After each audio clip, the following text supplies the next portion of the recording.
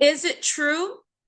I just saw that the United States announced its tariffs that will also be placed on African countries. Well, in this case, the answer is yes. Hi, I'm Dr. Sarita Jackson, founder and CEO of the Global Research Institute of International Trade.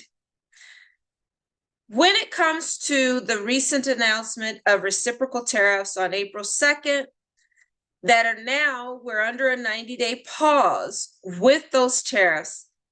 Some of the tariffs are aimed towards goods that come from African countries, different African countries. You can see the full list in the description below with regard to what the tariff rates are for specific countries. But just to summarize, that the tariff rates, many countries are at the base level of 10%, such as Ghana and Kenya.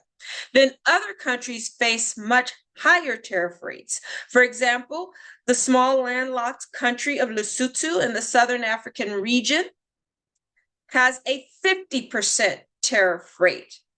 So what that means for U.S.-Africa trade is now, even though we have the African Growth and Opportunities Act, or AGOA, which allowed exporters from eligible sub-Saharan African countries to export specific products to the U.S. market duty-free or at much lower duty rates, and the importers from those markets and of those goods saved because they didn't have to worry about extremely high tariff rates.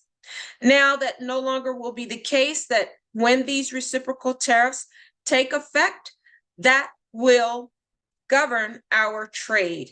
And then also we have to wait to see what is going to happen with the AGOA in September, where it is scheduled for reauthorization or consideration for reauthorization in September by the U.S. Congress. For more details on what these reciprocal tariffs are and what it means for U.S.-Africa trade and my 2 tips for importers and exporters, check out the full version on the YouTube channel under the playlist Trade on Tuesdays at 2.